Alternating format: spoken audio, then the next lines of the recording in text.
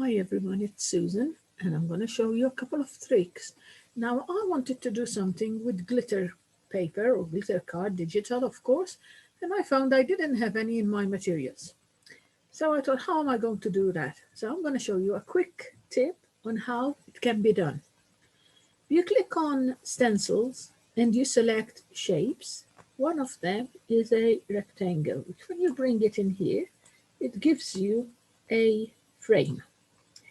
Now the next step I'm going to do is go to brushes, and from global I'm going to select glitter. Now I'm going on the brush tool.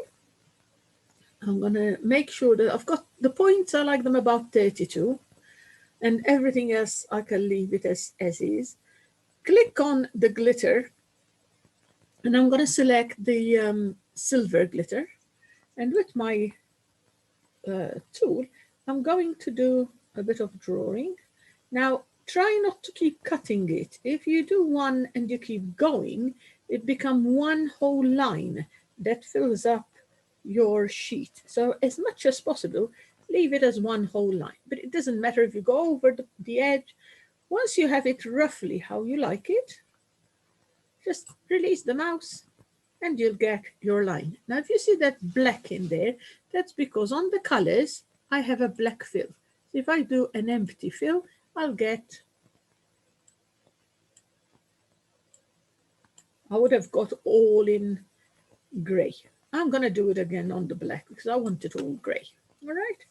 Now that it's done, I'm going to click on select tool and I'm going to go on to the stencil and lift stencil. Now when I do that, I now ended up with a nice piece of material, which I'm going to now select all. So every piece I've got, in fact it says ungroup, I want them all picked up. Now when they are picked up, I'm going to go into tools and I'm going to say convert to a picture. And this way I say okay, it will be converted into a piece of glitter material. Okay, now if I wanted a different color,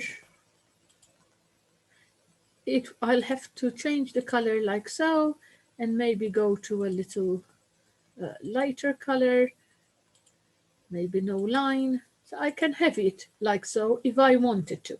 So you can change the color once you have done it as well. Now, the next step, I would like to have it as if I'm working on if I'm working with dies. So I could have a flowery die to cut the back and then a circular white piece of paper on top. And that's what I'm going to try to create. Look what I'm going to do. I'm going to go into punches. In shapes, I'm going to select the circle. And I'm going to place it inside a bit smaller than my material. So something like that. And when I'm ready with that, I'm going to go up here, and where it says straight line, I'm going to change it because you can change the edge on these punches. And I'm going to go for wavy. And now I've got a wavy pattern, but I don't like it too wavy, too next to each other. If I zoom in, you'll see what I mean. Can you see how the punches are? I don't want it like that. I want it bigger. So on wavelength, I'm going to go and make it bigger. And if I want them a bit deeper, in amplitude, I can change it to make them a bit deeper. So you can decide how you want it. So I'm just showing you where you can look to be able to do this. Once you're ready, click on the punch and say punch. And now I've punched. I can delete the bit outside and I can delete my punch. And here goes. If you want to use it again, that punch, drop it into the punches, but you don't have to. It's something you can easily do. Now, once I've done that, I'm going to go and get a circle. I'm going to draw a circle.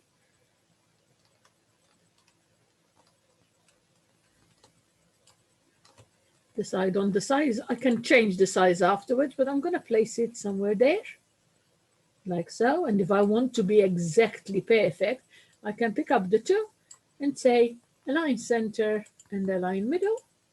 and that puts it in the center. Now the top one, I'm going to change the color to a white to give me that white design, because that's how I wanted it. And I personally, I like the bevel. So I'm going to go on to Style, select bevel, go on to the emboss, and that will emboss my bevel. If I wanted to emboss the bottom one as well, see how it will look, you might like it better and say that's perfect. Now, if I was doing, let's say, a happy birthday or happy Christmas, Christmas is coming, I could go on to text, type in, let's see what we can, yes, I know. I'm going to do this, look, seasons.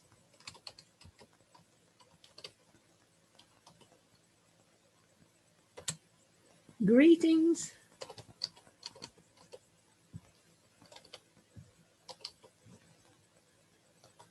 And the reason I've put brackets is because I'm going to use a style that allows me to have the brackets as antlers. It's called reindeer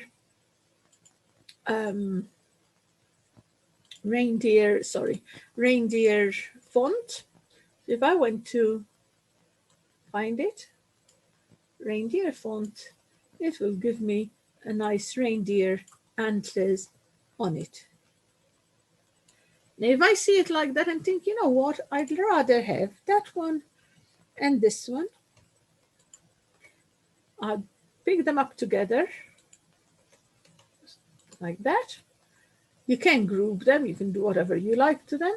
But if I went in and say, look, I'm gonna, oops, and I've got to pick them both together. Let me move this out of the way for a second.